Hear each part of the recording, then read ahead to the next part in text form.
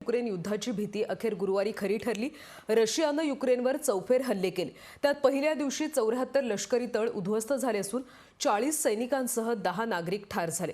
या युद्धखोरीचा निषेध करत पाश्चात्य देशांनी रशियावर आणखी निर्बंध लागू करण्याची घोषणा केली।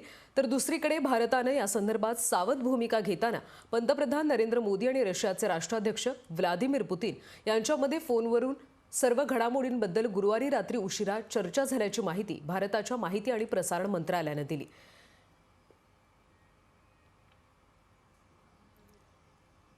या सगळ्या युद्धाच्या परिस्थितीवर आपण चर्चा करूयात आंतरराष्ट्रीय विषयाचे अभ्यासक सतीश ढगेसर यांच्यासोबत। सतीश सर, आपण बघितलं कालपासून खरं तर युद्ध पेटल्याचं पाहायला मिळते। सध्या युक्रेन आणि रशिया युद्धाची स्थिती नेमकी काय आहे?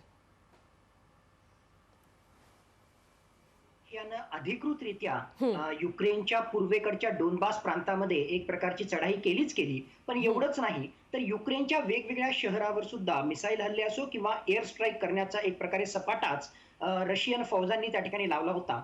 आणि आता रशियाच्या फौजांतर्फेच अधिकृतरित्या सांगितलं जात आहे की पहिला दिवस जो होता त्या पहिल्या दिवसाची जी आहे त्यांची मोहीम फत्ते झालेली आहे। याचाच अर्थ असा की येणाऱ्या काही दिवसांमध्ये सुद्धा जोपर्यंत त्यांचं सामरिक आणि राजकीय ध्येय रशियाचं साध्य होत नाही तोपर्यंत जे आहे अशा प्रकारचे हल्ले त्या ठिकाणी चालू राहतील।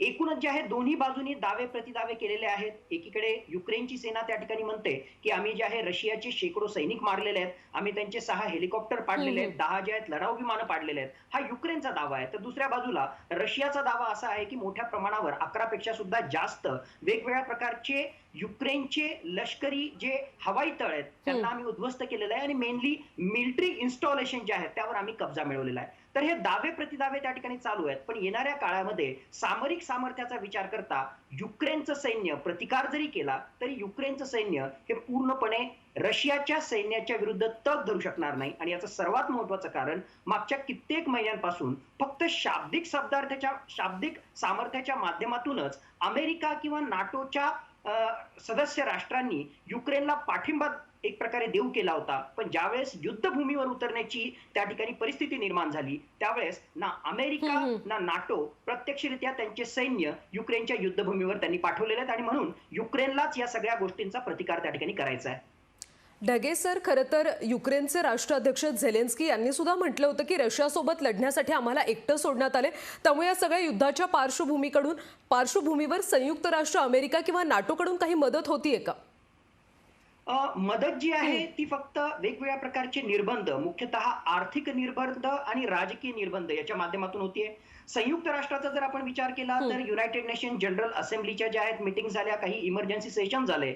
आज जे आहे युनायटेड नेशन सिक्युरिटी काउन्सिलची त्या ठिकाणी याच युक्रेन प्रश्नावर पुन्हा एकदा जी आहे बैठक होणार आहे आणि त्वरित कशा प्रकारे युद्धबंदी करता येईल, त्वरित कशा प्रकारे रशियाकडून जो हिंसाचार चालवलेला आहे तो थांबवता येईल याविषयी चर्चा होईल। पण ही चर्चा जरी झाली तरी संयुक्त राष्ट्रसंघ जे आहे कुठेतरी या ठिकाणी तोकडं पडतंय। कारण सर्वात महत्त्वाची बाब म्हणजे 21व्या शतकामध्ये असताना सुद्धा रशियासारखं राष्ट्र हे P5 ज्याच्याकडे व्हीटो पॉवर आहे, नकाराधिकार आहे, P5 मधला एक महत्त्वाचं राष्ट्र आहे आणि म्हणून संयुक्त राष्ट्रसंघाने कुठला जरी प्रस्ताव पारित केला तरी सुद्धा नकाराधिकार वापरून त्याची अंमलबजावणी करण्यापासून रशिया त्यांना रोखू शकतो। दुसऱ्या बाजूला जर आपण त्या ठिकाणी पाहिलं तर अमेरिका असो किंवा युरोपियन युनियन राष्ट्र असो त्यांनी वेगवेगळ्या प्रकारचे आर्थिक निर्बंध लावलेले आहेत। पण खरंच जर पाहिलं तर या आर्थिक निर्बंधाचा फारसा रशियावर विपरीत परिणाम होणार नाही। विपरीत परिणाम जरी झाला तरी या विपरीत परिणामांना घाबरून रशियाला जे काही आपले सामरिक ध्येय साध्य करायचे आहेत त्यापासून रशिया परावृत्त होताना आपल्याला दिसत नाहीये। आणि त्यामुळं खरोखरच आर्थिक निर्बंध सुद्धा जे आहे फार मोठ्या प्रमाणावर अमेरिकेकडून आज सुद्धा रशिया विरुद्ध लावले असं मला वाटत नाही। काही बँकांना जे आहे किंवा फायनान्शियल सिस्टम मध्ये रशियाला बंदी करणं, त्यांना अलाउ न करणं इथपर्यंत जे आहे रशियानं आणि युरोपियन युनियननं बंधनं लावलेले आहेत। स्विफ्ट फायनान्शियल ट्रान्झॅक्शन सिस्टम, आंतरराष्ट्रीय बाजारामध्ये रशिया आणि इतर राष्ट्रांच्या बँकांचा जो आंतरराष्ट्रीय व्यापार होतो, जे ट्रान्झॅक्शन होतं त्यावर आता सुद्धा बंदी आणलेली नाहीये। आणि एकूणच पाहता इकॉनॉमिक सँक्शनचा जो आहे एक डेटरंट म्हणून रशियावर कुठलाही विशेष परिणाम झालेला आपल्याला दिसत नाहीये।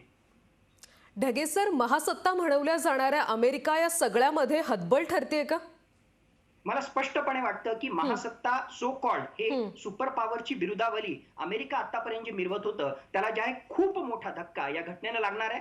मागच्या वर्षी ज्या प्रकारे अफगाणिस्तानमधून अमेरिकेच्या सैन्यांना विदाऊट एक्झिट प्लॅन बाहेर जावं लागलं, त्याच वेळेस वेगवेगळ्या प्रकारचे प्रश्नचिन्ह अमेरिका आणि त्याच्या सुपर पॉवर या स्टेटस विषयी निर्माण झाले होते. आणि म्हणूनच कुठेतरी या युक्रेन संघर्षामध्ये सुद्धा नाटो सदस्य राष्ट्रांचा एक प्रकारे जे आहे विश्वास मिळवण्यासाठी, जगामध्ये अमेरिकेचे जे मित्र राष्ट्र आहेत त्यांच्यामध्ये विश्वास मिळवण्यासाठी हा युक्रेन संघर्ष अतिशय महत्वाचा होता. पण फक्त शाब्दिक सामर्थ्य, काही अंशी आर्थिक निर्बंध याच्या पलीकडे जे आहे अमेरिका युक्रेनला कुठलीही मदत करू शकला नाही. आणि नेमका याचमुळे आता भविष्यामध्ये तैवानचा प्रश्न असो, जपानचा प्रश्न असो किंवा भारताशी सटीक चायनाची LAC वर जी कुरघोडी आहे ती भविष्यामध्ये वाढण्याची शक्यता दाटपणे वर्तवली जाते. आणि त्यावेळेस अमेरिकेवर मदतीसाठी भरोसा ठेवावा का, हा खरंच खूप मोठा गहन प्रश्न भारतासमोर सुद्धा आज निर्माण झालेला आपल्याला दिसतोय.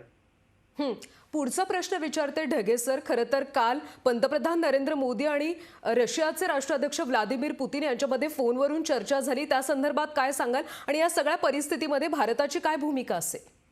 दोनच महत्वाच्या गोष्टी कालच्या या चर्चेमधून आपल्या समोर आलेल्या दिसत आहेत. आतापर्यंत भारताने जी भूमिका घेतली होती की रशिया आणि युक्रेन यांच्यामधला जर संघर्ष थांबवायचा असेल तर केवळ चर्चा, डिप्लोमसी हाच मार्ग आहे आणि चर्चेच्या माध्यमातून लवकरात लवकर हा संघर्ष थांबवण्यात यावा. आणि त्याहून महत्वाचं, भारताचे जे आहेत आता सुद्धा 15,000हून जास्त भारतीय नागरिक, त्यामध्ये मुख्यतः विद्यार्थ्यांचा भरणा आहे, जे युक्रेनमध्ये अडकलेले आहेत, त्यांची सुटका करण्यासाठी लवकरात लवकर काय प्रयत्न करता येतील, कशा प्रकारे जे आहेत इव्हॅक्युएशन मिशन युक्रेनमध्ये किंवा युक्रेनच्या आसपास असणारी जी राष्ट्र आहेत, लिथुआनिया असेल, पोलंड असेल, याच्यामधून आपल्याला राबवता येईल याविषयी त्या ठिकाणी चर्चा झालेली आहे. भारताची भूमिका जर म्हणेल तर स्पष्टपणे सांगायचं तर माझ्या मते जे आहे भारताला खूप काही या संघर्षामध्ये करता आलं असतं. अमेरिका आणि रशिया हे दोन्ही जे आहेत भारताचे एक प्रकारे मित्र राष्ट्र आहेत आणि ऍक्टिव्हली जर आपण या ठिकाणी प्रोऍक्टिव्हली जर भूमिका घेतली असते आणि खरोखरच हा संघर्ष टाळण्यामध्ये एक महत्वाची भूमिका जर आपण बजावली असती तर खऱ्या अर्थानं आपण स्वतःला जे विश्वगुरु म्हणण्याचा प्रयत्न करतोय त्याला काहीतरी अर्थ प्राप्त झाला असता.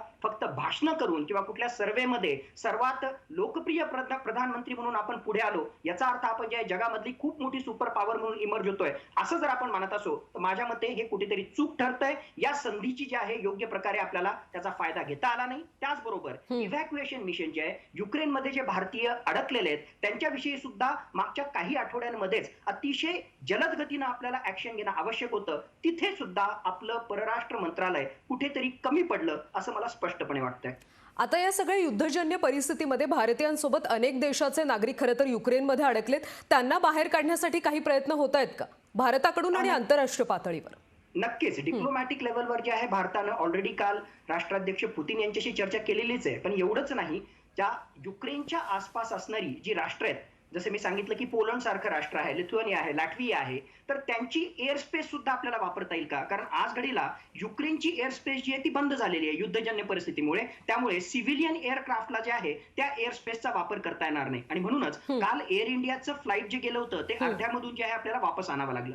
लवकरात लवकर त्यांची सुटका करण्यासाठी आता अशा प्रकारचे संबंध प्रस्थापित करण्यात येत आहेत की या युक्रेनमधून लँड बाउंड्रीला क्रॉस करून जर आपले हे भारतीय विद्यार्थी किंवा भारतीय नागरिक जर आसपासच्या देशांमध्ये पोहोचले तर त्या पोलंड पासून जे आहे आपल्याला त्यांना वापस आणता येईल. म्हणून वेगवेगळ्या प्रकारचे जे आहेत आपल्या मिनिस्ट्री ऑफ एक्सटर्नल अफेअर्सनं कॉन्टॅक्ट नंबर्स ठेवले आहेत आणि तिथल्या भारतीयांना स्पष्टपणे निर्देश दिलेले आहेत की नेहमी त्यांनी पासपोर्ट सोबत बाळगावा आणि जशा जशा प्रकारचे निर्देश त्यांना भेटतील त्या निर्देशाच्या अनुसार त्यांनी त्या ठिकाणी कारवाई करावी. जस्ट मी एक न्यूज जे आहे आता वाचत होतो की खार्किव्ह हे जे शहर आहे युक्रेन मधलं जे पूर्वेकडे आहे युक्रेनच्या, तर त्या खार्किव्ह मध्ये नॅशनल युनिव्हर्सिटीमध्ये भारतीय विद्यार्थी मोठ्या प्रमाणामध्ये आहेत आणि असे हे शेकडो विद्यार्थी तिथे अडकलेले आहेत. कारण खार्किव्ह शहरावर त्या ठिकाणी बॉम्ब ब्लास्ट होत आहेत, एक प्रकारे जे आहेत एअर स्ट्राईक होत आहेत आणि हे विद्यार्थी सबब किंवा वेगवेगळ्या प्रकारचे जे आहेत मेट्रो यामध्ये जे आहेत किंवा बंकर्स मध्ये आज घडीला जे आहे सहारा घेताना आपल्याला दिसत आहेत. म्हणजे स्वतःचा जीव वाचवण्यासाठी आटोकाट ते प्रयत्न करतायत. ही परिस्थिती का आली? माझ्या मते जर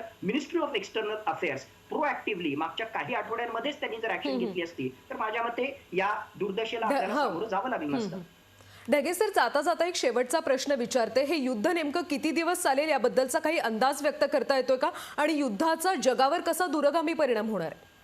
व्लादिमीर पुतीन यांना हा जो प्रश्न कालच्या पत्रकार परिषदेत विचारला होता, त्यांनी स्पष्टपणे सांगितलं की जोपर्यंत रशियाची उद्दिष्ट ऑब्जेक्टिव्ह फुलफिल होत नाहीत, राजकीय त्याचबरोबर सामरिक उद्दिष्ट, तोपर्यंत हे युद्ध चालूच राहणार. म्हणजे जोपर्यंत युक्रेनचं सैन्य पूर्णपणे माघार घेत नाही, एक, आणि माझ्या मते मी पहिल्या दिवसापासून मागच्या कित्येक आठवड्यांपासून वेगवेगळ्या माध्यमांच्या माध्यमातून स्पष्टपणे त्या ठिकाणी सांगतोय की या रशियाच्या यामागचा सगळ्यात मोठा उद्देश काय आहे. माझ्या मते युक्रेनवर पूर्णपणे कब्जा करणं हा त्याचा उद्देश नाहीये. तर युक्रेनमध्ये जे कुठलं सरकार असणार आहे, जो कुठला त्या ठिकाणचा म्होरक्या असणार आहे, ते सरकार रशियन धार्जिन असावं. ते सरकार युरोपियन युनियनच्या किंवा पाश्चात्य देशांच्या कवेत न जाता रशियाचं जे परराष्ट्र धोरण आहे, रशियाचं जे म्हणणं आहे, त्या अनुषंगानं काम करणारं असावं. म्हणजे थोडक्यात रशियाचा स्पियर ऑफ इन्फ्लुएन्स वाढवण्यासाठी जे जे करता येईल ते करण्याचा प्रयत्न रशियाकडून चालू आहे. आणि म्हणून येणाऱ्या काही दिवसांमध्ये सुद्धा हे युद्ध चालू असेल. एवढंच नाही तर युक्रेनचा प्रतिकार सुद्धा त्या ठिकाणी होईल. पण रशियानं जर पूर्णपणे युक्रेनवर कब्जा करण्याचा प्रयत्न केला, फक्त